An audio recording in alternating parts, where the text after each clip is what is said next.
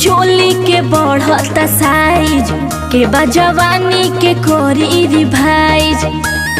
ए हो होली में चोली के बढ़ता साइज के बा जवानी के कोरी रिवाइज। आहे लहंगा के डोरी के ढीला रंगेला चोली बक्सर जिला, रंगेला चोली बक्सर जिला। गाल में लगा के लाल पीला रंगेला चोली बक्सर जिला, रंगेला चोली बक्सर जिला।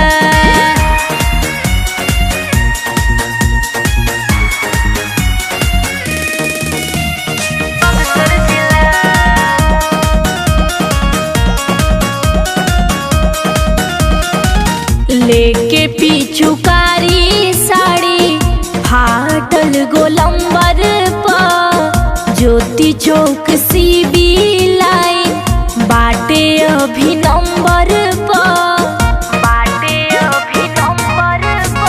सुन के जो गिरा गईनी रोड पेपर पाती अलका सिनेमा मेरा टाइल मोर थाती।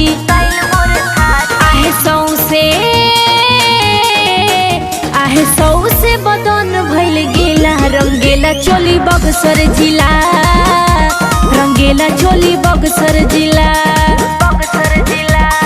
गाल में लगा के लाल पीला रंगेला चोली बक्सर जिला, रंगेला चोली बक्सर जिला।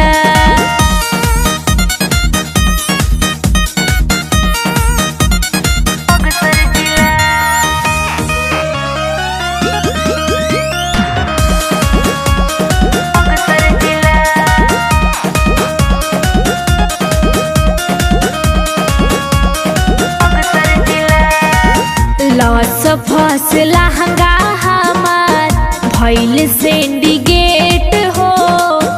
आके रविकांत मोही कैले जब भेंट हो, चढ़ली जवानी चर चर करता होलिया में हुक टुक टुक झरता। आहे